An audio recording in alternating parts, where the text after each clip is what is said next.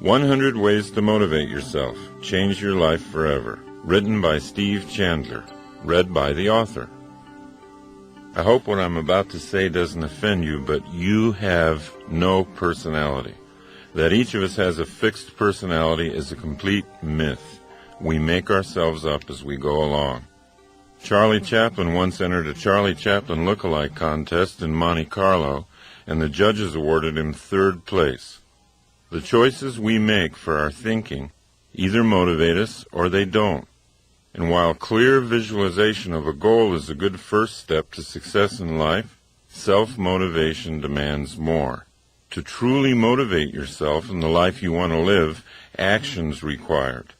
As psychologist and author Dr. Nathaniel Branden has written, a goal without an action plan is a daydream. Self-creation happens once self-motivation is mastered. One flows directly from the other. Motion creates the self. In my experience as a teacher, consultant, and writer, I've accumulated 100 ways of thinking that lead directly to self-motivation. I now present these thoughts to you.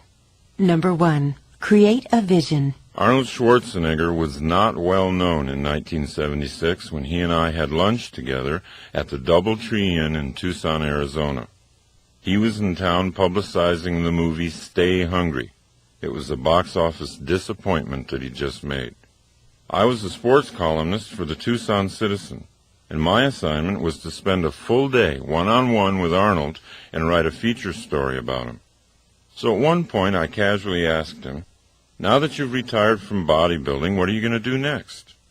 And with a voice as calm as if he were telling me about some mundane travel plans, he said, "I'm going to be the #1 box office star in all of Hollywood." I tried not to show my shock and amusement at his plan. After all, his first attempt at movies didn't promise much, and his Austrian accent, an awkward, monstrous build, really didn't suggest instant acceptance by movie audiences. So I asked him just how he planned to become Hollywood's top star. "It's the same process I used in bodybuilding," he explained. "What you do is create a vision of who you want to be and then live into that picture as if it were already true." Now notice that Arnold said create a vision. He didn't say that you wait until you receive a vision. You create one. In other words, you can make it up. Number 2. Tell a true lie. Recently, my 12-year-old daughter participated in a poetry reading in which all her classmates had to write a so-called lie poem about how great they were. They were supposed to make up untruths about themselves that made them sound unbelievably wonderful. I realized that the children were doing what Arnold did to clarify the picture of his future. By lying to themselves, they were creating a vision of who they wanted to be. So if it's hard for you to imagine the potential in yourself, then you might want to start by beginning to express it as a fantasy, like the children did who wrote the poems. Think up some stories about who you'd like to be. Without a picture of your highest self, you can't live into that self. Number 3.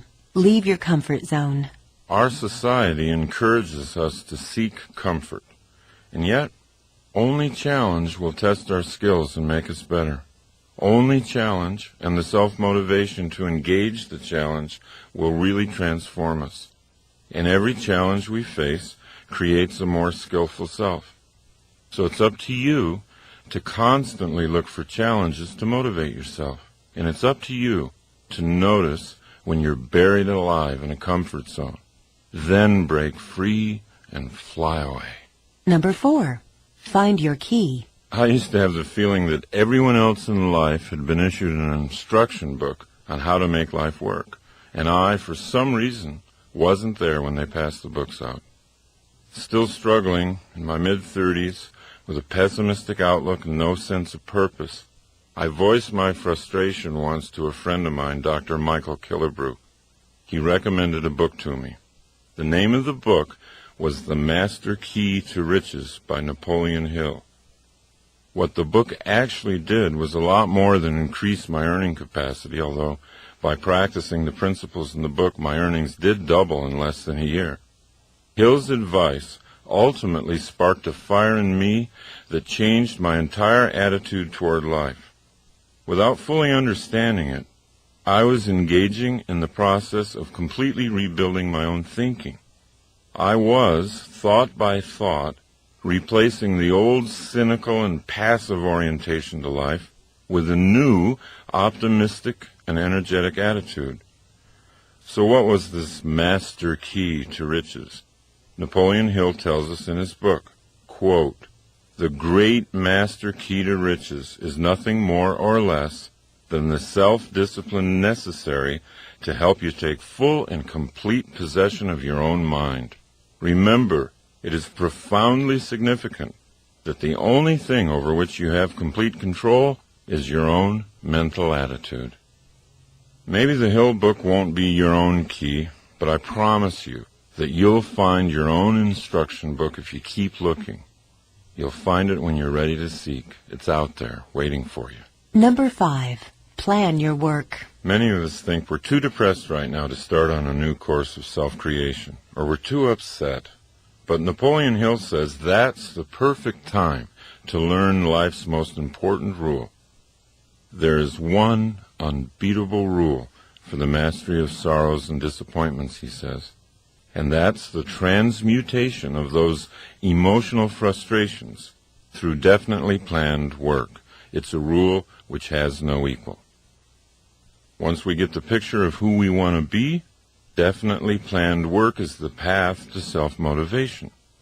Definitely planned work contains the energy of purpose.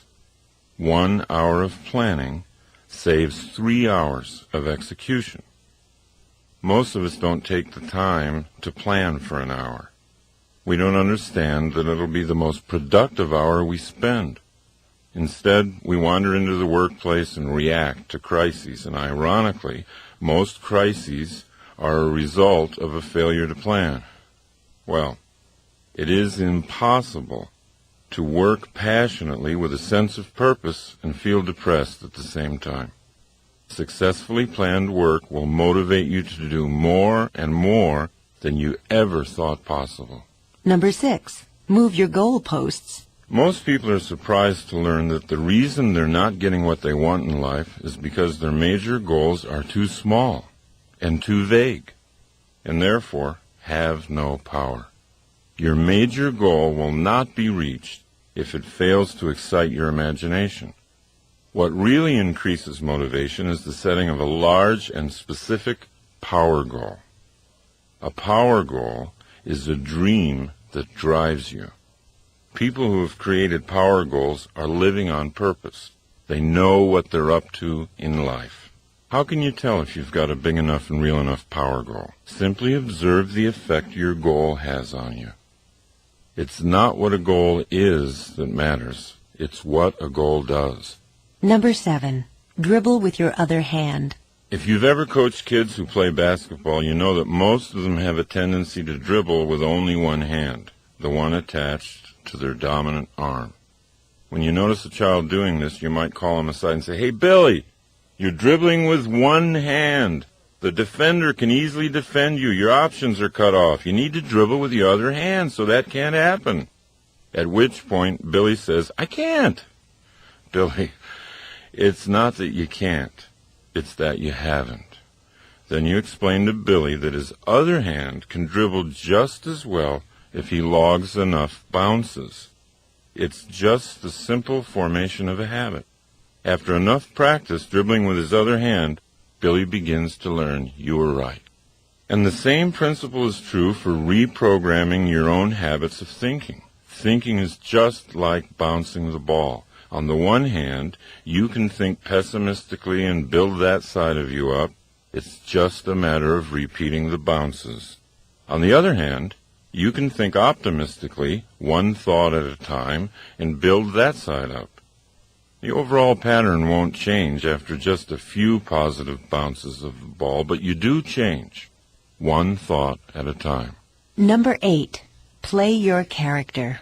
How you act is who you become. Consider these thoughts from Star Trek's Leonard Nimoy. Quote, "Spock had a big effect on me. I'm so much more Spock-like today than when I first played the part in 1965 that you wouldn't recognize me. I'm not talking about appearance, but thought processes. Doing that character, I learned so much about rational, logical thought that it reshaped my life. Now, just like Spock, we too can gain energy and inspiration by doing the character we want to be. We can become who we act like we are. Number 9. Don't just do something. Sit there. Sit quietly, absolutely alone, for a long time, all by yourself. Completely relax. Don't allow the television or music to distract you. Be with yourself. Observe insights starting to appear.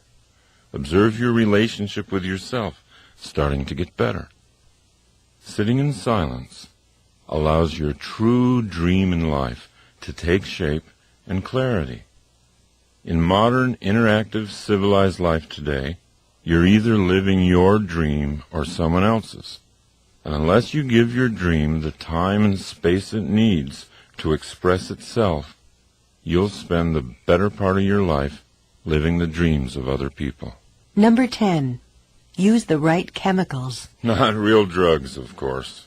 Instead, get into those energizing chemicals already in your system that get activated when you laugh, or sing, or dance, or run, or hug someone. When you're having fun, your body chemistry changes, and you get new surges of motivation and energy. Don't keep trying to go out searching for something that's fun. It's not out there anywhere. It's inside yourself. If you can't immediately see the fun in something, find a way to create it. Once you've made a job fun, you've solved the problem of self-motivation. Number 11. Leave high school. Most of us think we're stuck in high school forever. Before high school, in our earlier and more carefree childhoods, we were creative dreamers, filled with a boundless sense of energy and wonder. But in high school, something got turned around. We began fearing what others were thinking of us. All of a sudden, our mission in life became not to be embarrassed. We were afraid to look bad, and so we made it a point not to take risks. Most people end up designing their lives based on what other people might be thinking of them. But we can leave that habit behind. As Emerson asked, why should the way I feel depend on the thoughts in someone else's head? Number 12. Lose face. You can create a self that doesn't care that much what people think. You can motivate yourself by leaving the painful self-consciousness of high school behind. The actor René Auberjonois said, "Show me a guy who's afraid to look bad, and I'll show you a guy you can beat every time." Number 13. Sing without feeling. Become a performer. Act like you already feel like you want to feel. American philosopher William James put it very clearly. We do not sing because we are happy. We're happy because we sing. If you want to be happy, find the happiest song you know and sing it. It works. Number 14. Kill your television. If you're watching too much television and you know it, you might find it useful to ask this one question. Which side of the glass do I want to live on? When you're watching television, you're watching other people do what they love doing for a living. Those people are on the best side of the glass because they're having fun, and you're passively watching them have fun. They're getting money, and you're paying. Groucho Marx once said he found television very educational. Every time someone turns it on, he said, I go in the other room to read a book. Number 15. Read yourself a story. Abraham Lincoln used to drive his law partners crazy. Every morning, he'd come into the office and read the daily newspaper aloud to himself. Why did Abe do this morning reading aloud? He'd discovered that he remembered twice as much when he read aloud than when he read silently. And what he did remember, he remembered for a much longer period of time. Anytime you have an opportunity to read something that's important to you, try reading it aloud. See if you don't make twice the impression on yourself. Number 16. Get on your deathbed. Many of us, including myself, keep pretending that our game has no end. We plan to do great things someday when we feel like it. Confronting our own death doesn't have to wait until we run out of life. In fact, being able to vividly imagine our last hours on our deathbed creates a paradoxical sensation, the feeling of being born all over again, and that's the first step to self-motivation. Number 17. Be lazy to begin with. Henry Ford used to point out to his colleagues that there wasn't any job that couldn't be handled if they were willing to break it down into small pieces. And when you've broken a job down, remember to allow yourself some laziness in beginning, because it isn't important how fast you're doing it.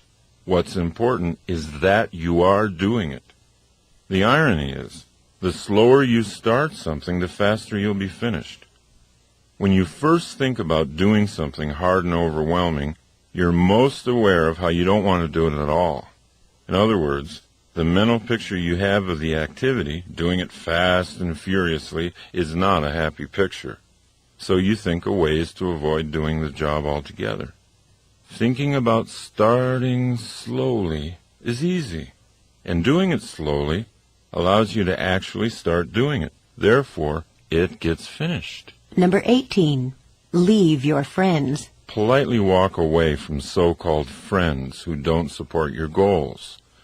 When you're in a conversation with a pessimist, possibilities seem to have a way of disappearing, and a narrow sense of cynicism settles in. President Calvin Coolidge once said, "Cynics do not create." Everyone knows that enthusiasm for life is contagious, and being in a conversation with an optimist opens us up to see more and more of life's possibilities. Number 19. Plan your game. Design your own life's game plan. Let the game respond to you rather than the other way around. Be like Bill Walsh, the former head coach of the San Francisco 49ers. Everybody thought he was a kind of eccentric because of how extensively he planned his plays in advance of each game. Most coaches would wait to see how the game unfolded, then respond with plays that seemed appropriate. Not Bill Walsh. Walsh would pace the sidelines with a big sheet of plays that his team was going to run no matter what. He wanted the game to respond to him.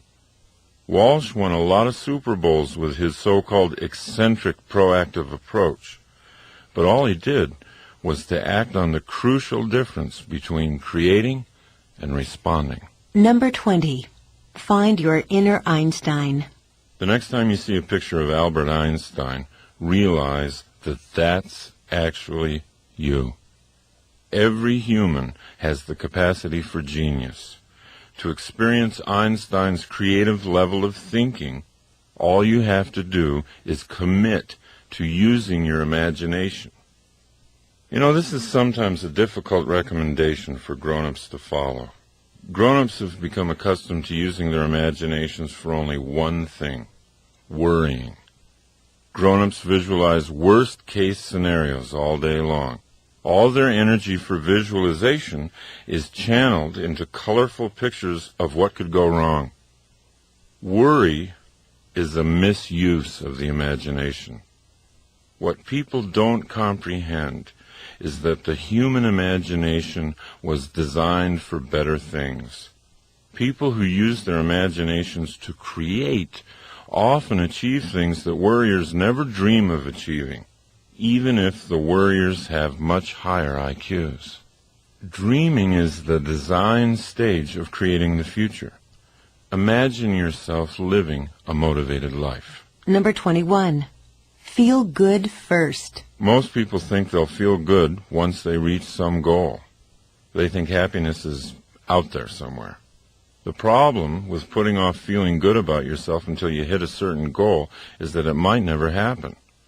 By linking happiness to something you don't have yet, you're denying your power to create it for yourself in the moment. Your happiness is your birthright. It shouldn't depend on your achieving something. Start by claiming it and using it to make your journey fun all the way and not just fun at the end. Number 22. Run toward your fear. The world's best kept secret is that on the other side of your fear, there's something safe and beneficial waiting for you. If you work through even a small fear, you'll increase the confidence you have in your ability to create your life. General George Patton said, "Fear kills more people than death. Death kills us but once, and we usually don't even know it. But fear kills us over and over again, subtly at times and brutally at other times. The rush we get after running through the waterfall of fear is the most energizing feeling in the world. If you're ever in an undermotivated mood, find something you fear and do it, and watch what happens." Number 23. Just the unexpected. Most people don't see themselves as being creative, but we all are. And one of the reasons we don't see ourselves that way is that we normally associate being creative with being original. But creativity has nothing to do with originality, and it has everything to do with simply being unexpected. So if you're willing to accept that you are creative, you can begin to cultivate that side of yourself. You can start coming up with all kinds of unexpected solutions to the challenges that life throws at you. Number 24.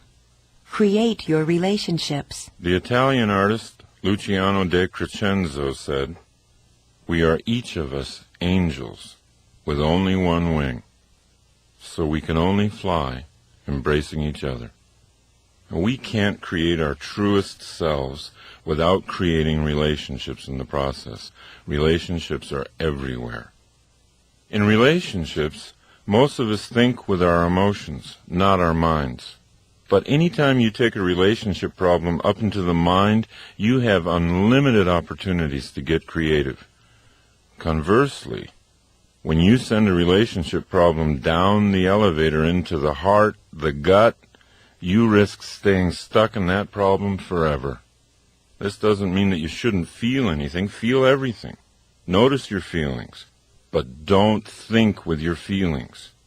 When there's a relationship problem to be solved, travel up the ladder to the most creative you. You'll soon realize that you create the relationships you have in your life. They don't just happen to you. Number 25. Be where you are. Most of us don't ever focus. We constantly feel a certain amount of psychic chaos because we're always trying to think of too many things at once. Focus on what you want, and it will come into your life. Focus on being a happy and motivated person, and that's who you'll be. Number 26. Act like a hero. We need heroes in our lives. They're not a sign of weakness, they're a source of strength. Bernard Malamud said, "Without heroes, we are all plain people and we don't know how far we can go." Heroes show us what's possible for a human being to accomplish. Therefore, heroes are very useful to anyone interested in self-motivation. You don't have to have just one hero. Choose a number of them. Put their pictures up. Become an expert in their lives. Collect books about them. Let your heroes' lives inspire you. They're only people like we are. What distinguishes them from us is the great levels they've reached in self-motivation. To just passively adore them is to insult our own potential.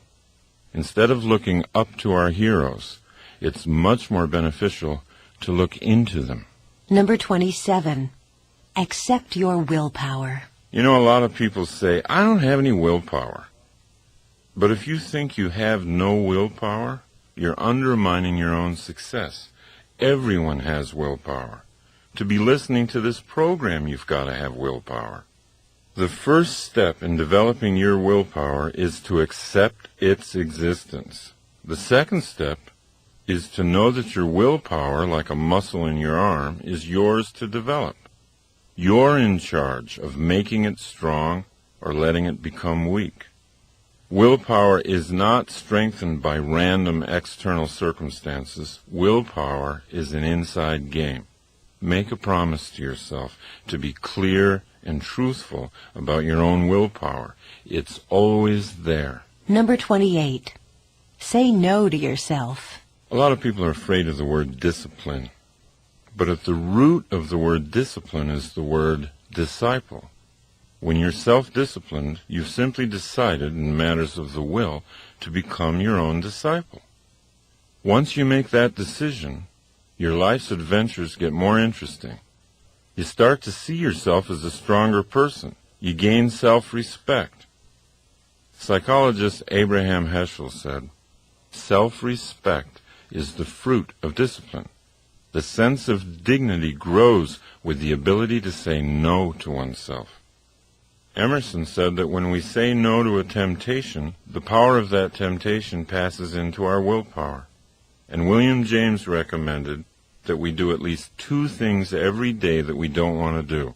By doing this, we stay powerfully aware of our own willpower. Number 29. Make new word connections. If you associate the word willpower with negative things such as harsh self-denial and punishment, you'll weaken your resolve to build it. Now, to increase your resolve, it's really useful to think of new word connections. For example, to weightlifters, failure is success. Unless they lift a weight to a point of failure, their muscles aren't growing.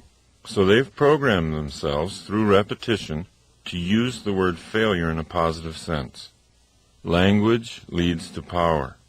So be conscious of the creative potential of all the language you use, and then guide that language in the direction of more personal power. Number 30. Deprogram yourself. If you're a regular consumer of the major news programs, you belong to a very persuasive and hypnotic cult. You need to be deprogrammed. Start by altering how you listen to the media. Program out all the negative, cynical, and skeptical thoughts that you now allow to flow into your mind unchecked when you hear the news. Once you've gotten good at factoring out the negative aspects of the media today, take it a step further. Make your own news. Be your own breaking story. Don't look to the media to tell you what's happening in your life. Be what's happening. Number 31. Open the present. Practice being awake in the present moment. Make the most of your awareness of this moment. Don't live in the past unless you like guilt. Don't live in the future unless you like fear. Just stay focused on today. Watch what happens to your motivation. Number 32. Serve and grow rich. You can motivate yourself by increasing the flow of money into your life. And most people are embarrassed to even think this way. They don't want to think and grow rich because they think they'll be thought of as greedy.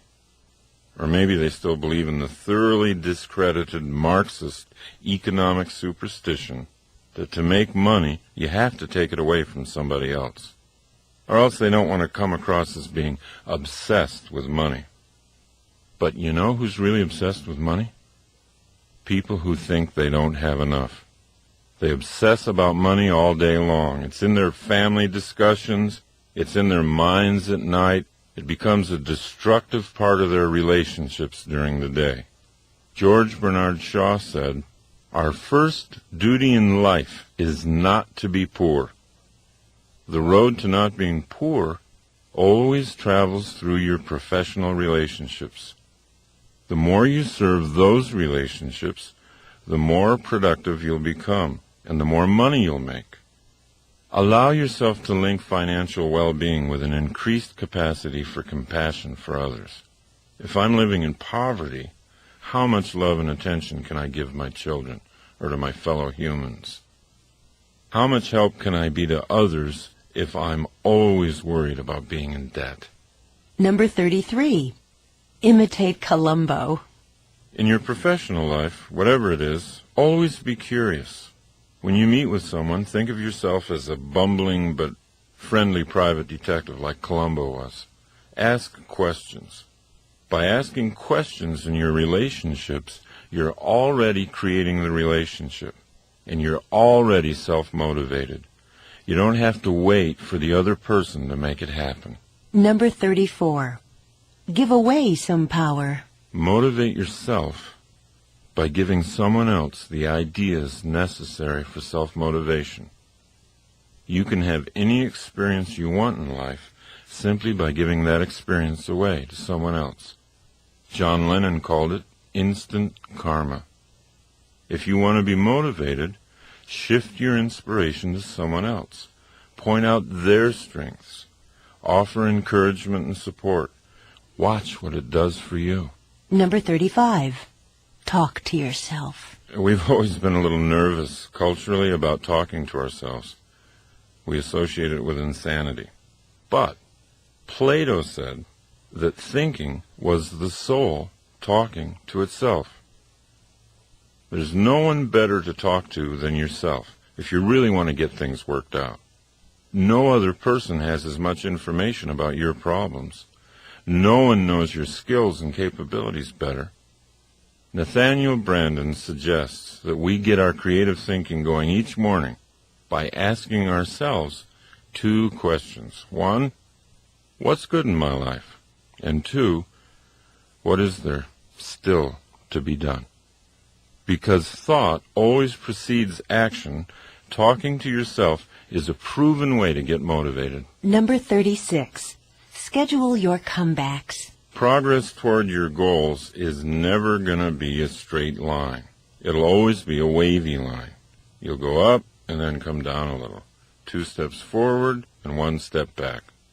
Now, most people get discouraged when they slide a step back after the 2 steps forward. They think they're failing. They think they've lost it. But they really haven't. They're simply in step with the natural rhythm of progress. Now, once you understand this rhythm, you can look ahead on your calendar and block out time to refresh, renew, recover. Schedule your comeback while you're on top. Build in big periods of time to get away, even to get away from what you love, because coming back is going to be that much more exciting when you've been renewed. Number 37. Live your true life. The psychologist David Viscott wrote, when you say you fear death, you're really saying that you fear you've not lived your true life. This fear cloaks the world in silent suffering. How do you know what your true life is? How do you know how to live it? First, find out what makes you happy, and then start doing that. Now, if writing makes you happy and you're not writing for a living, you might want to start up a company newsletter. When I first realized that speaking and teaching made me happy, I started a free weekly workshop. I didn't just wait until something was offered to me. There's no goal better than this one, to know, as you lie in your deathbed, that you lived your true life. You did what it was that made you happy. Number 38. Get up on the right side of the bed. Since I was a child, I've always been intrigued with the idea that you could have a great day just by getting up on the right side of the bed. Today, my fascination is not so much with the right side of the bed as it is with the right side of the head, or, to be more precise, the right side of the brain. In the 1930s, brain surgeons discovered the different functions of the 2 halves of the brain while working on epileptics. In 1950, Roger W. Sperry made the greatest breakthroughs in discovering that dreams and energy and creative insight come from the right side of the brain, and linear, logical, short-term, and short-sighted thinking came from the left side of the brain.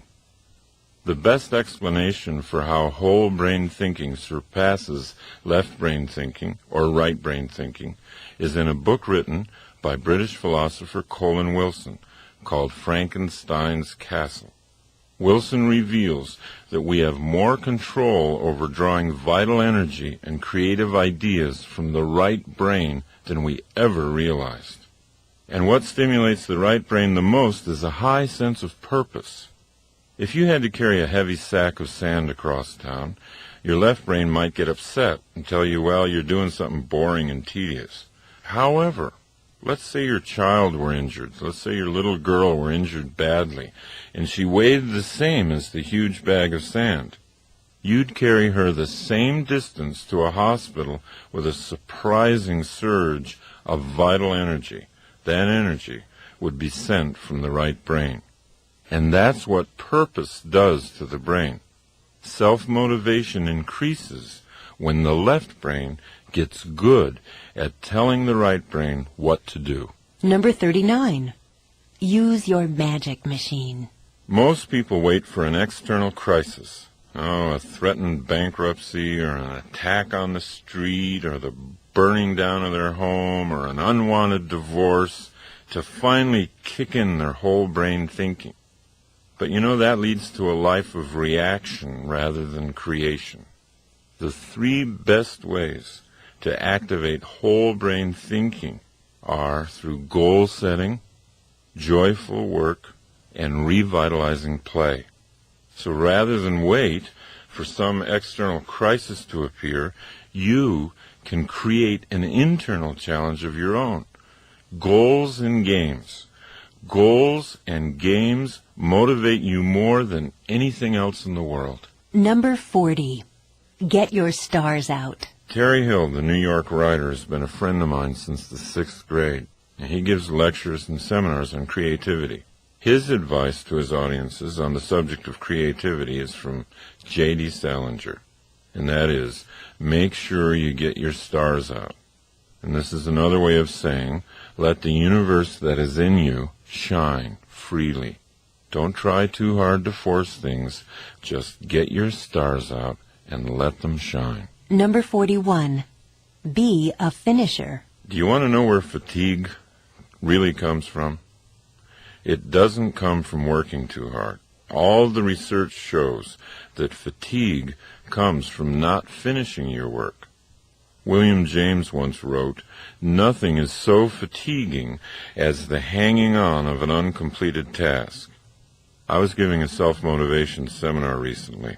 During one of the breaks, a man came up to me and he said, "Hey, you know what? My problem is I never seem to finish anything. I'm always off onto something before anything's completed." He then asked whether I could give him some affirmations that might alter this. So I said, "Do you think affirmations are what you need?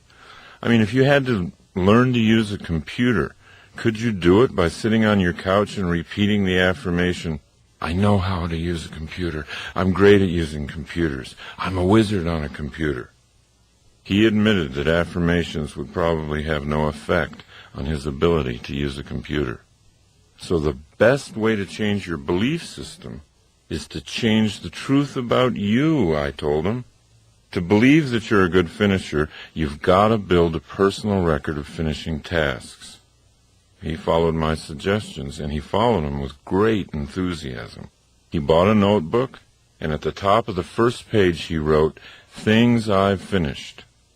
Each day he made a point of setting small tasks and finishing them. Whereas in the past he was inclined to start sweeping his front walk and leave it unfinished when the phone rang, now he let the phone ring so he could finish the job and record it in his notebook.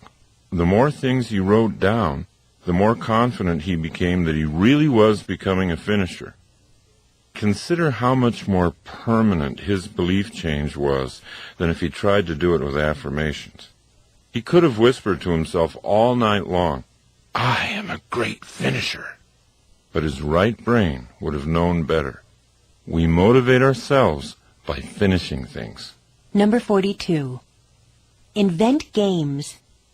So whatever it is that you have to do, whether it's a major project at work, a huge cleaning job at home, turning it into a game will always bring you higher levels of energy and motivation. Number 43. Interact. There's a huge difference between active relaxation and passive relaxation. Active relaxation refreshes and restores the mind. It keeps it flexible and toned for thinking. Great thinkers have known this secret for a long time. Winston Churchill, for example, used to paint to relax. Albert Einstein played the violin. They could relax one part of the brain while stimulating another. When they returned to workaday pursuits, they were fresher and sharper than ever. Most of us simply deaden the mind in order to relax. We rent mindless videos or read tabloids, we drink, we smoke, we eat until we're foggy and bloated. The problem with this form of relaxation is that it dulls our creativity and it makes it hard to come back into consciousness. But when we find ways to link thinking to recreation, our lives get richer. We become players in the game of life and not just spectators. Number 44. Live a whole life today. John Wooden was the most successful college basketball coach of all time. His UCLA teams won 10 national championships in 12 years. Wooden created a major portion of his coaching and living philosophy from one thought, a single sentence passed on to him by his father when Wooden was a little boy. That thought? Make each day your masterpiece. While other coaches would try to gear their players to some kind of important game in the future, Wooden always focused on today. His practice sessions at UCLA were every bit as important as any championship game. In his philosophy, there was no reason not to make today the proudest day of your life. Today is a microcosm of your entire life. It's your whole life in miniature. You've got eternity in the palm of your hand. Life is now. Life is not later on. And the more we hypnotize ourselves into thinking we have all the time in the world to do what we want to do, the more we sleepwalk and the more we miss life. Number 45. Welcome your problems. Every solution has a problem. You can't have one without the other. So why do we say that we hate problems? Why do we claim to want a hassle-free existence? Deep down, where our wisdom lives, we know that problems are not to be feared. Problems are simply tough games for the athletes of the mind, and true athletes always want to get a game going. If you learn to love the opportunities your problems present, then your motivational energy will always rise. Every solution has a problem. Number 46. Drive a library. One of the greatest opportunities for motivating yourself today lies in the way you use your drive time. With the huge variety of audio tapes now available, you can use your time on the road to educate and motivate yourself at the same time. Maybe that's where you're listening to this tape right now. If we leave what we think about to chance, or to an R-rated rock disc jockey, then we lose a large measure of control over our own minds. Audiocassette learning is one of the surest ways to reprogram your subconscious mind. It's one of the best ways to design an action-oriented belief system, the kind you need to inspire ongoing self-motivation. Number 47. Rewind your thoughts. Perhaps you've noted some idea in this program or some recent book you've read that you want to hold on to. Even a single phrase, if you place it prominently in your home or in your office, can have a huge impact on your life. So write things down. Put things up. Write down what motivates you and put it up where you can see it. Number 48.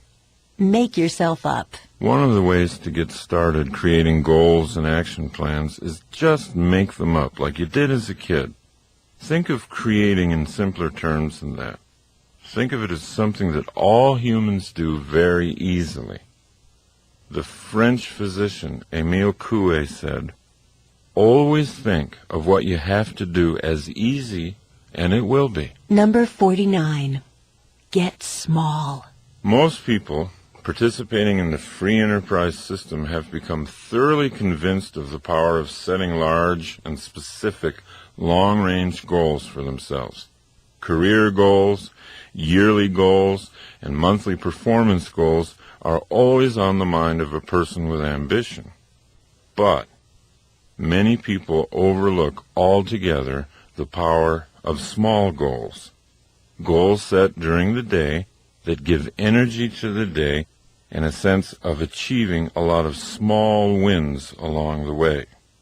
By increasing your conscious use of small objectives, you'll see the larger objectives coming into reality much faster than you thought they would. Number 50. Get out of the box. All of us tend to look at our challenges from inside a box. We take what we've done in the past and put it in front of our eyes and then try to envision what we call the future. But you see, that restricts our future. With that kind of restricted view, the best the future could possibly be is a new and better past. Great motivational energy occurs when we get out of that box and realize that the possibilities for creative ideas are infinite. To create the best possible future for yourself, don't try to look at it through a box containing your own past. Create the future from nothing. Number 51. Advertise to yourself. Sports psychologist Rod Gilbert says, quote, "Losers visualize the penalties of failure and winners visualize the rewards of success. Without advertising our goals to ourselves, we can lose sight of them altogether." Now, I'll often start the day by drawing 4 circles on a blank piece of paper. The circles represent my day, my month, my year, and my life. Inside each circle, I write down what I want. It can be a dollar figure, it can be anything. And the goals can change from day to day. It doesn't matter. There's no way to get this process wrong. But by writing the goals down, I'm like an airline pilot looking at my map before takeoff. I'm orienting my mind to what I'm up to in life. I'm reminding myself of what I really want. Now, when you get on a plane, would you poke your head into the cabin and say to the pilot, just take me anywhere? That's how we live our lives. That's how we live our lives when we don't make a map. Number 52. Don't stop thinking. Motivation comes from thought. Everything we do begins with a thought. And when we quit thinking, we lose the motivation to act. We eventually slip into pessimism, and the pessimism leads to even less thinking, and so it goes. A downward spiral of negativity and passivity, feeding on each other. Pessimists think so negatively about doing the whole thing perfectly that they end up doing nothing and becoming passive. Whereas the optimist always does a little something, always takes an action, always feels like progress is being made. Pessimists continually use their imaginations to visualize worst-case scenarios, and then concluding that those scenarios are so hopeless that there's no cause for action. Therefore, pessimism always leads to passivity. Optimists agree with Colin Wilson's point of view. He said, imagination should be used not to escape from reality, but to create it. Begin the habit in yourself of saying no to negativity. When negative thoughts start their argument in your mind, which they always do, even for optimists, don't stop thinking. Real creative thinking is going to lead to optimism, and optimism is always self-motivating. Number 53. Debate your dark side. Negative thinking is something we all do. The difference between the person who's primarily optimistic and the person who's primarily pessimistic is that the optimist learns to become a good debater. Once you become thoroughly aware of the effectiveness of optimism in your life, you can learn to debate your pessimistic thoughts. If you catch yourself brooding, worrying, thinking pessimistically about an issue, build a case for the optimistic view.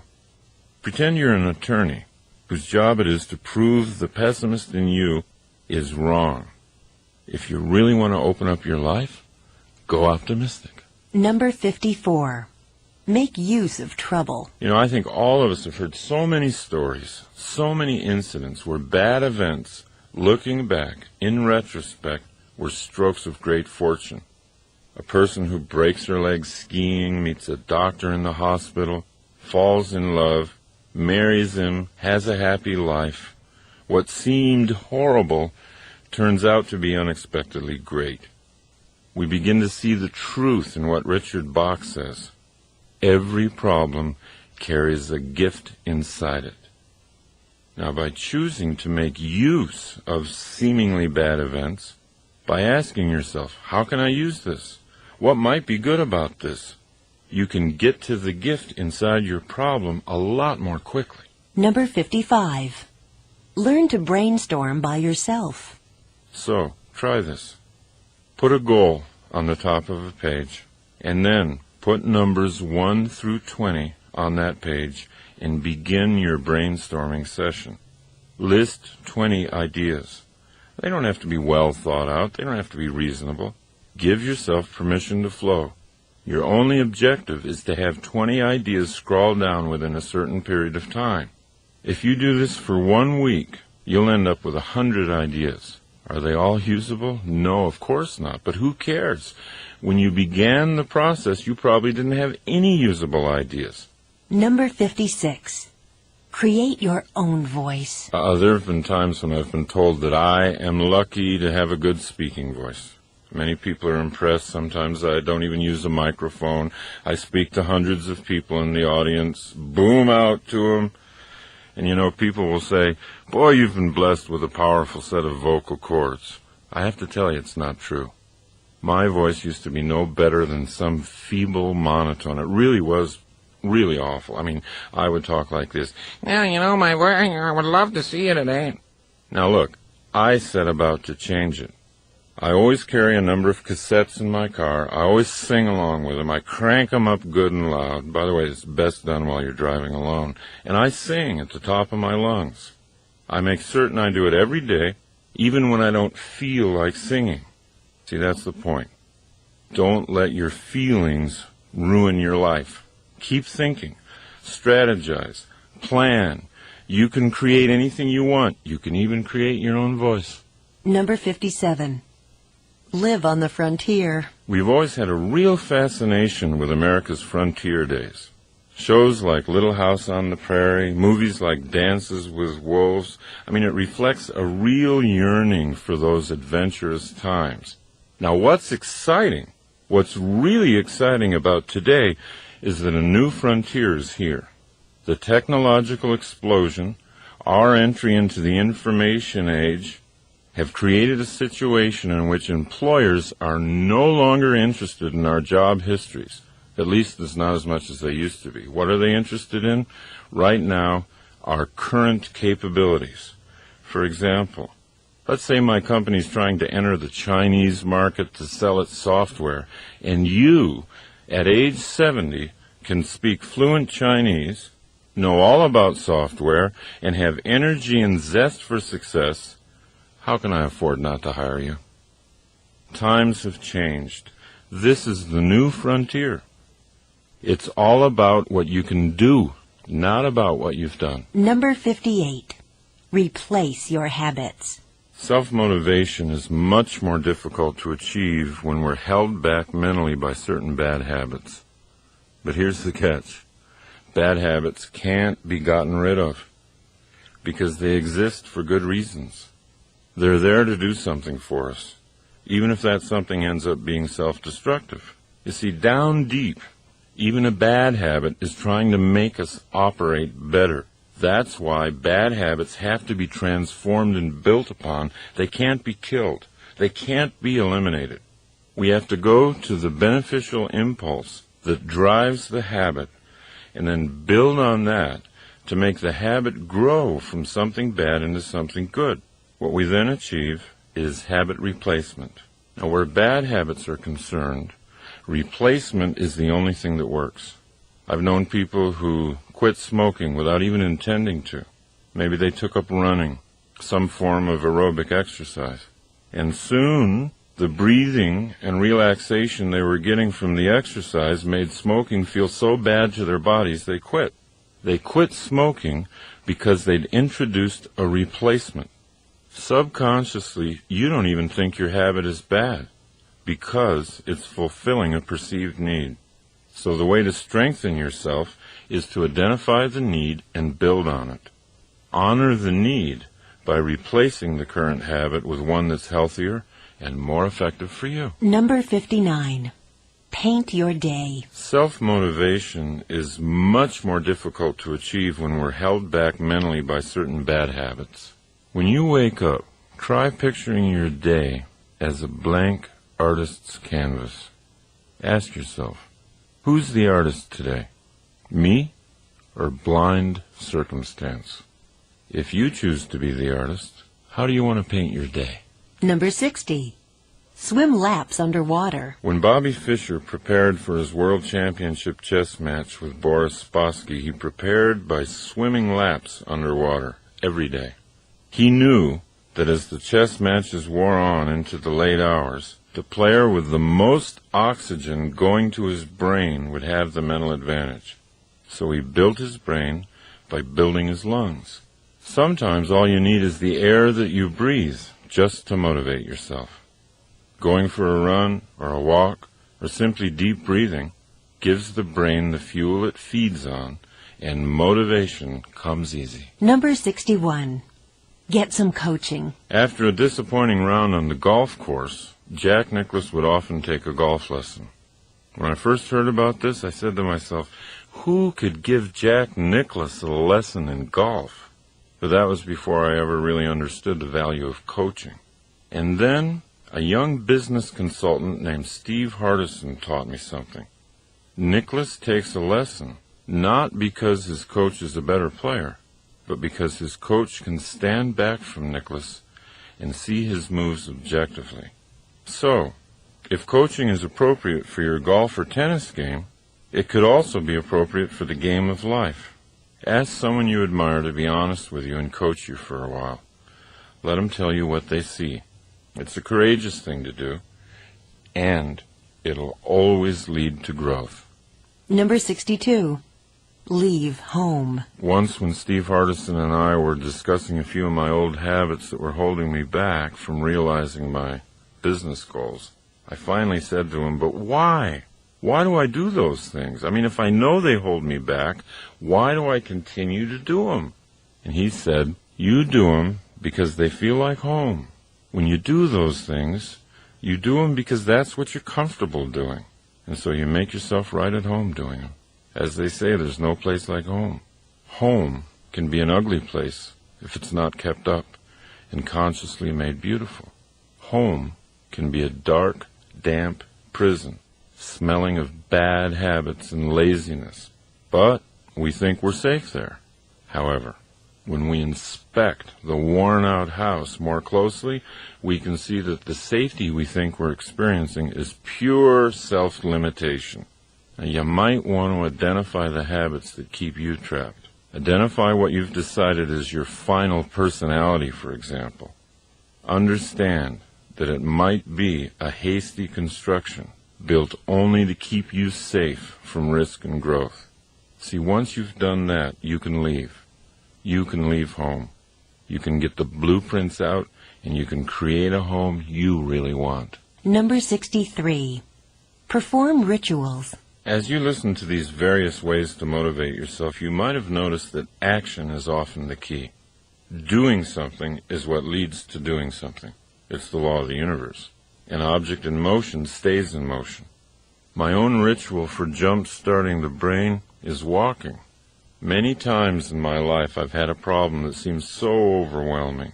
It seemed too overwhelming to even do anything about. But my ritual is to take the problem out for a long, long walk. Time and time again, during the course of the walks, something comes out of nowhere. Some idea for an action that would solve the problem. So try making up a ritual for yourself, anything that will act as a self-starter. Rituals will have you in action before you feel like getting into action. Rituals always override your built-in laziness. They always get you motivated in a predictable, controllable way. Number 64. Start your life over. If you catch yourself thinking that you're too old to do something you want to do, please recognize that you're now listening to the pessimistic voice inside of you. It's the voice of a liar. Talk back. Remind the voice of all the people in life who've started their lives over again at any age they wanted to. John Houseman, the Emmy Award-winning actor in The Paper Chase, he started acting professionally when he was 73 years old. Don't listen to the voice inside. You can start your life over right now. Number 65. Keep all your promises. One way I used to motivate myself was to make some unreasonable promise. To go to someone I cared about, either personally or professionally, and promise something really big. Something that'll take all the effort and creativity I had to make it happen. But, there were times when those huge promises I made weren't kept, and I realized over the years it's not really an intelligent way to self-motivate. Today I'll make commitments to other people, but they're commitments that I know I can keep. But to motivate myself, I've replaced promising others with setting goals inside myself. The power of goals is that they can be outrageous, they can be huge, and they can free up really wild possibility thinking.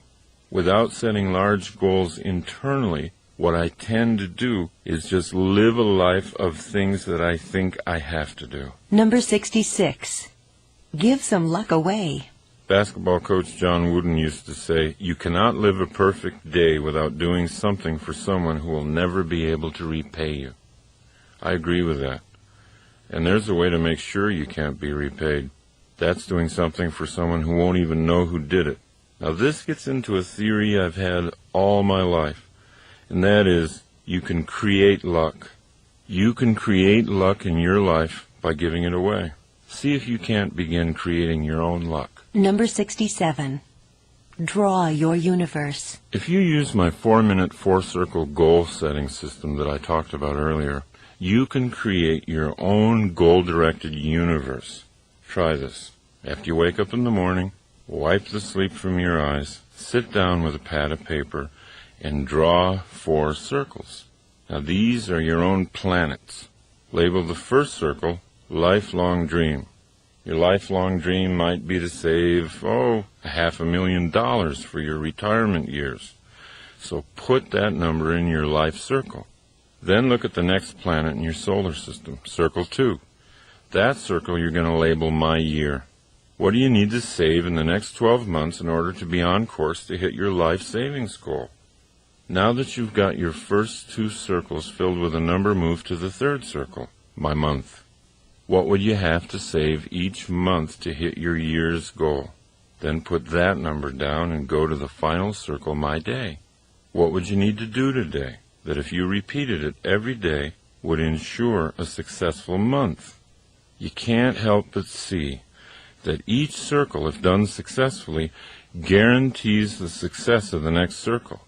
If you hit your daily goal every day, your monthly goal is automatically hit. In fact, you don't even have to worry about it. And if your monthly goal is reached, the yearly goal has to happen. It's mathematical. And if your yearly goals are hit, the lifelong goal cannot not be reached.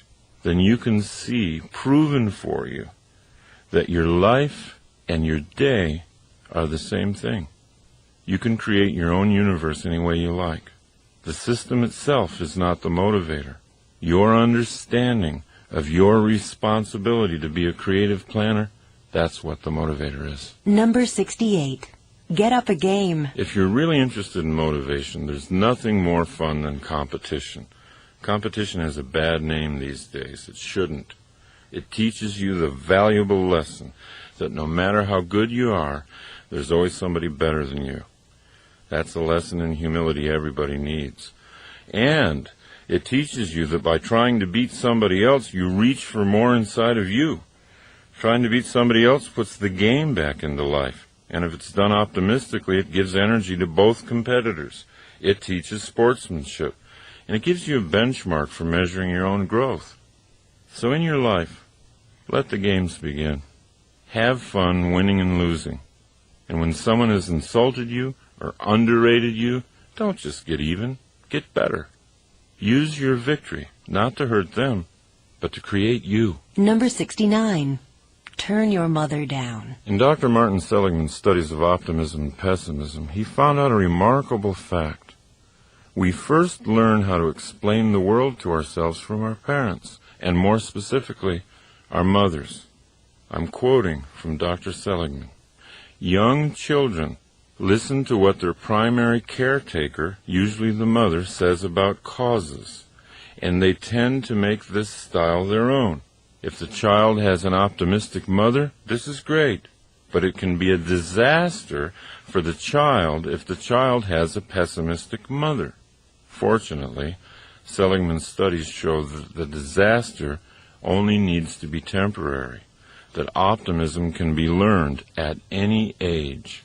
Now, it's not self-motivating to blame mom if you find yourself to be a pessimist. Blaming someone never self-motivates because it strengthens the belief that your life is being shaped by forces outside yourself. Love your mom. She learned her pessimism from her mother. But change yourself. Number 70. Face the sun. Helen Keller wrote, "When you face the sun, the shadows always fall behind you."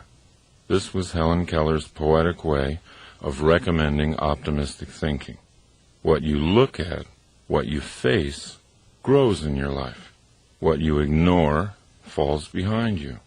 But if you turn and look only at the shadows, they become your life. Number 71. Look inside. Most of us wait to find out who we are from impressions and opinions we get from other people. "Oh, do you really think I'm good at that?" we ask. Somebody compliments us. If we're persuaded that they're being honest and have made a good case, we might alter our self-image upward. That's great getting feedback from others, especially positive feedback. But your journey should be internal. Travel deeper and deeper inside to find out your own potential. Your potential is your true identity. It only waits for self-motivation to come alive. Number 72. Go to war. Anthony Burgess was 40 when he learned he had a brain tumor that would kill him within a year. He was completely broke, and he didn't have anything to leave behind for his wife Lynn, who was soon to be a widow. Burgess had never been a professional novelist in the past, but he always knew it was inside him to be a writer. So, for the sole purpose of leaving behind royalties for his wife, he put a piece of paper into the typewriter and he began writing. He had no certainty that he'd ever even be published, but he couldn't think of anything else to do. Burgess wrote energetically. He finished 5.5 novels before that year was through, but he didn't die. His cancer had gone into remission, and then it disappeared altogether. In his long and full life, Anthony Burgess wrote more than 70 books. Without the death sentence from cancer, he might not have written anything. You know, it's funny, but research shows that during times of war, suicide rates go down. We don't have to wait for something tragic. We don't have to wait for a war to attack us from without. We can get the same vitality by challenging ourselves from within. Joan of Arc said, "All battles are first won or lost in the mind." A useful exercise for self-motivation might be this. Ask yourself, what would you do if you had Anthony Burgess's original predicament? If I had just a year to live, how would I live differently? What exactly would I do? That question can inspire surprising thoughts. It can reveal skills inside you that you're not using today. Number 73. Make small change. When I first began working on self-motivation a long time ago, I'd go through all kinds of emotional mood swings. I'd get really high on the idea of who I could be. I'd set out to change myself overnight, and then my old habits would pull me right back to who I used to be. Then I'd become demoralized. Later in my life, I finally caught on to the idea that great things are often created slowly. Great paintings, great buildings. So why couldn't great people be created slowly? So if you're willing to see yourself as a masterpiece in progress, then you'll love small changes. You'll be excited by a tiny thing you did differently today. If you want a stronger body and you took the stairs instead of the elevator, celebrate. You're moving in the direction of self-creation. Number 74. Do something badly. Sometimes we don't do things because we're not sure we can do them well. We feel we're not in the mood or at the right energy level to do the task we have to, so we put it off or wait for inspiration to arrive. We're so afraid to do things until we're sure we'll do them well, we don't do anything. This is the source of all writer's block, by the way. This tendency led G.K. Chesterton to say, if a thing is worth doing, it's worth doing badly. If you're not motivated to do something you know you need to do, just decide to do it badly. Add a little self-deprecating humor.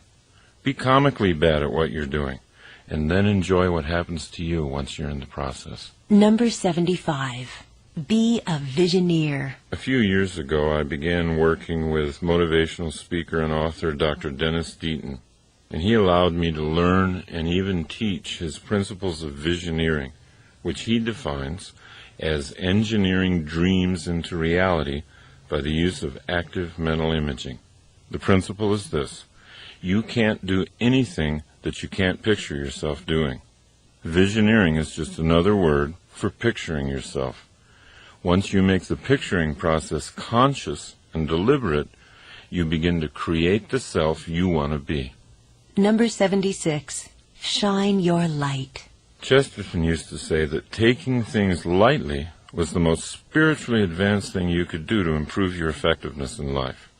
After all, said Chesterton, it's because God's angels take themselves so lightly that they're able to fly. And if his angels take themselves that lightly, imagine how much more lightly he takes himself. Your own motivational level will always be lifted with humor. Anytime you're stuck, ask yourself to take things lightly. Ask yourself to come up with some funny solutions. Laughter will destroy all limits to your thinking. When you're laughing, you're open to anything. Number 77. Be a list writer. Never hesitate to sit down with yourself and make lists. The more you write down what it is you want, the more you can dictate your own future. A goal gains power when you write it down, and it gains more power every time you write it down. Now, we're always looking for motivation in what others have written. But if you become a creative list maker, you'll learn how to motivate yourself by what you've written. Number 78. Be the change. Don't try to change other people. It doesn't work. You'll waste your life trying. We talk to our children for hours about how we think they should change. But children don't learn from what we say. They learn from what we do. By being what you want them to be, you can lead by inspiration. What you tell people to do often goes right by them. Who you are doesn't. The change in you is contagious. When you yourself change, watch how the people around you change. Number 79. See the gold. In every circumstance, we can look for the gold or we can look for the filth. And what we look for, we'll find. Opportunities are like those subatomic quantum particles that come into existence only when they're seen by an observer. Your opportunities will multiply when, and only when, you choose to see them. Number 80. Simplify. The great Green Bay Packer football coach Vince Lombardi was once asked why his world championship team, which had so many multi-talented players, ran such a basic and simple set of plays. It's hard to be aggressive, he answered, when you're confused. When you simplify your life, it gathers energy. Number 81. Pin life down. Recently, I was working with car dealer Henry Brown of Brown & Brown Nissan, which is a nationally celebrated Nissan dealership. And he was telling me a story about his son, a high school wrestler. Now, his boy had been getting only fair results in wrestling this year, so Henry went and talked to him, and he learned that he entered each match completely prepared to counter anything his opponent tried. And no matter how gifted Henry's son was at countering moves, countering was still countering. So finally, Henry suggested to his son that he try entering a wrestling match with a plan, a series of moves that he would initiate no matter what his opponent tried. And the boy agreed, and the results were remarkable. He began winning match after match, pinning opponent after opponent. The young wrestler's goal had always been to win. He didn't have a problem setting big goals. But as Nathaniel Brandon says, a goal without an action plan is a daydream. Before any adventure, take time to plan. Let life respond to you. If you're making all the first moves, you'll be surprised at how often you can pin life down. Number 82. Strengthen your purpose. Energy comes from purpose. If the left side of the brain tells the right side that there's a sufficient crisis, the right side sends energy, and sometimes superhuman energy. And that's why there's such a difference between people who set and achieve goals all day and people who just do whatever comes up, whatever they feel like doing. To the first person, there's always added purpose. To the other, there is boredom and confusion, the two greatest robbers of energy. Because we are totally responsible for our own sense of purpose, that also means that we're totally responsible for the energy in our lives. Number 83. Go on a news fast. I first heard the phrase news fast from Dr. Andrew Weil. Now, he actually tells his patients to stop watching the news for a few weeks, and he gets great results. They sleep better, their whole systems are better. And my own recommendation for a news fast has to do with self-motivation. If you go for periods of time without listening to or reading the news, you'll notice an upswing in your optimism about life. You'll really feel a lift in energy. Your mind is yours to fill with whatever you want. The more you accept the responsibility of filling it, the easier it'll be to build an optimistic and effective mindset. Number 84. Choose an action. When you find yourself worrying about something, always ask yourself an action question. What can I do about this right now? And then do something. Any small thing. Anything that worries you should be acted on, not just thought about. Even small actions start to chase away your fears and put you back in control of creating what you want. Number 85. Be a thinker. I was doing some seminars for a large office company in Las Vegas, and the president told me something that was really interesting. He said he had basically two kinds of people working for him, the whiners and the thinkers. The whiners were often very smart, dedicated employees who worked long hours, but when they came into the president's office, it was always to complain. And here's what he said. They're great at finding fault with other managers and telling me what's wrong with our systems, but they're a drain on me because they're so negative I end up trying to make them feel better, and after that I'm depressed. Now the thinkers, on the other hand, had a different way of coming into the office with problems. Here's what he said about them. The thinkers come to me with ideas. They see the same problems that the whiners see, but they've already thought about possible solutions. When you're committed to self-motivation, you'll follow into the realm of the thinker, naturally. You'll be more valuable to your organization and to yourself. Number 86. Choose enjoyment. There's a huge difference between pleasure and enjoyment. And when we're absolutely clear about the difference, we can grow much faster toward who we want to be. What we do for pleasure, for example, routine sex, eating, drinking, all kinds of short-term stuff, that's different than what we do for enjoyment. Enjoyment always involves the use of a skill, and it always involves facing a challenge. Things like sailing, gardening, golfing, any kind of activity like that involving skills meeting a challenge result in enjoyment. People who get clear on the difference begin to know how to consciously put more enjoyment into their lives. Number 87. Read mystery novels. The person with the highest IQ ever measured, Marilyn Vos Savant, recommends mystery novels as brain builders. Here's what she says. Not only is this exercise fun, but it's good for you. I'm not talking about violent thrillers or police procedural novels, but instead I'm directing you to those elegant, clue-filled, intelligent mysteries solved by drawing conclusions, not guns." Unquote. Marilyn Vos Savant believes strongly that the brain can be built as surely and as quickly as the muscles of the body. So the next time you feel like curling up with a good mystery, don't feel guilty. You might be doing the most productive thing you've done all day. Number 88. Express your thoughts. Go ahead and feel your feelings. But when it's time to talk, be thoughtful and express your thoughts. Number 89. Use your weaknesses. Make a list of your strengths and your weaknesses on separate pieces of paper. Place the list of strengths somewhere where you'll see it again, because just looking at it will always pick you up. Now, look at your list of so-called weaknesses and study them for a while.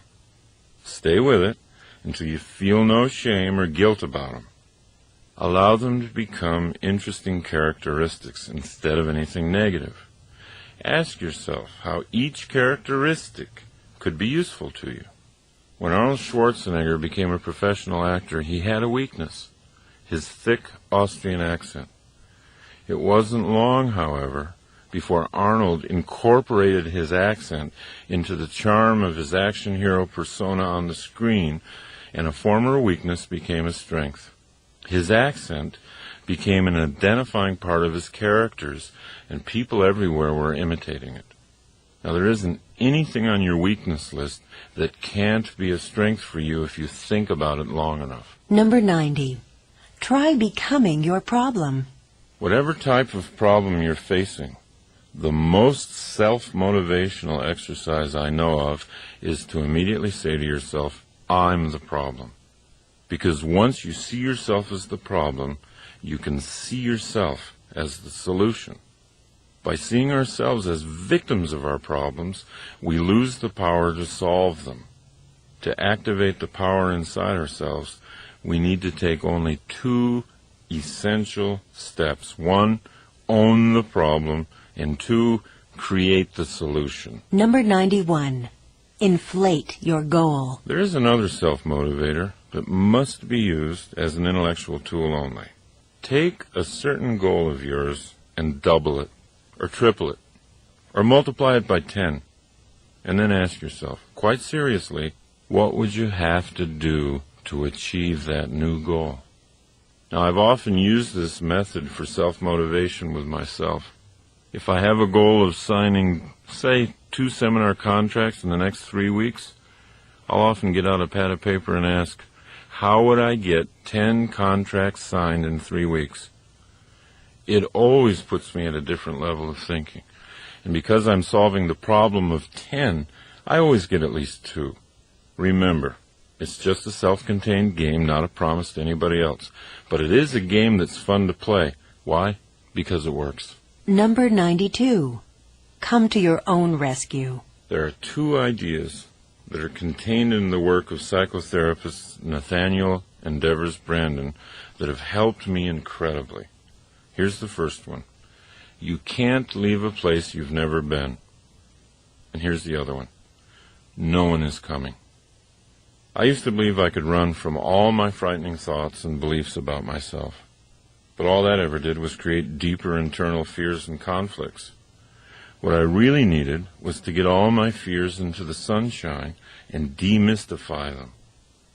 Once I systematically began to do that, I was able to dismantle the fears like a bomb squad does to a bomb. Acceptance and full consciousness of those fears was the place I'd never been. Once I was in that place, I could leave. Now, the notion that no one's coming was more terrifying. That idea sounded too much like abandonment. Many of us, even as grown-ups, devise very elaborate and subtle variations of the theme, "I want my mommy." The Brandons showed me that I could be much happier, much more effective if I valued independence and self-responsibility above dependency on someone else. So when you accept the idea that no one's coming, it's actually a very powerful moment, because it means that you're enough. You can handle your problems yourself. You can grow. You can get strong. You can generate your own happiness.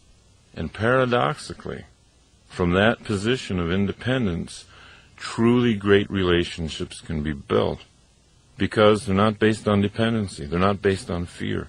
They're based on mutual independence and love. See how much better you are at self-motivation once you've begun to celebrate the news that you're enough. Number 93. Push your own buttons. Motivation never has to be accidental. Any form of motivation. A lot of people like to motivate themselves musically, for example.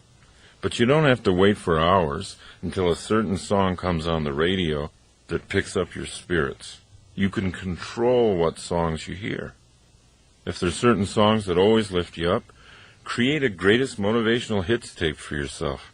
You've got much more control over your environment than you've ever realized. Learn how to push your own buttons. Number 94. Strengthen your rehearsal. The harder you are on yourself, the easier life is on you. There isn't anything life can challenge you with that you can't challenge yourself with in advance. You can set yourself up to succeed. If you have to make a presentation in front of someone who scares you, you can always rehearse it first in front of someone who scares you more. If you've got something hard to do and you're hesitant to do it, pick out something even harder and do that first. Watch what it does to your self-motivation going into the real challenge. Number 95. Improve your vision.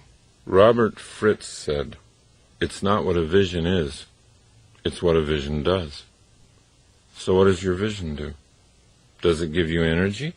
Does it make you smile? When you're tired, does it take you that extra mile? A vision should be judged by these criteria. The criteria of power and effectiveness. In other words, what does it do? What do you want to bring into being? If your vision isn't giving you energy, then picture another one. Keep at it until you develop a vision that's so colorful and so clear it puts you in action just to think about it. Number 96. Build your power base. The more awake you are, the more conscious you are, and the more you pay attention to how your own efforts at self-motivation are succeeding, the more powerful you'll become. Your knowledge of self-motivation is power in and of itself. Respect your knowledge and build on it. Number 97. Link truth to beauty. To me, the best case for honesty is how beautiful it is, how clean and clear it makes the journey from current reality to the dream. Truth leads you to a more confident level in your relationships with others and with yourself. It diminishes fear. It increases your sense of personal mastery. Lies, half-truths, they'll always weigh you down, whereas truth will clear up your thinking and give you the energy and clarity needed for self-motivation. Number 98. Take no for a question. Ask the universe for what you want. Don't take no for an answer. Take no for a question. When you ask for something and it's denied to you, imagine that the no you heard is really the question. Can't you be more creative than that? Never accept no at face value. Let rejection motivate you to get more creative. Number 99.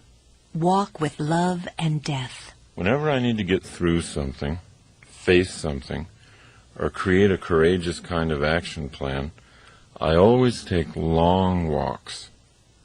When I walk long and far enough, a solution always appears. I eventually get oriented to the most creative course of action. Andrew Weil in his book Spontaneous Healing says, when you walk, the movement of your limbs is cross-patterned. The right leg and left arm move forward at the same time, then the left leg and right arm. This type of movement generates electrical activity in the brain that has a harmonizing influence on the central nervous system, a special benefit of walking that you don't necessarily get from other kinds of exercise. I call it a walk with love because love and fear are opposites. Most people think love and hate are opposites, but they're not. The ultimate creativity occurs from a spirit of love. Love is always creative, and fear is always destructive. And I call it a walk with death, because it's only the acceptance and awareness of my own death that gives my life the clarity it needs to be exciting. Take your own challenges out for a walk. Feel your self-motivation growing inside you. Feel the electricity in your brain. Feel it harmonize with your central nervous system. You'll soon know for a fact that you do have what it takes. You can walk courage into existence. Number 100. Buy yourself flowers.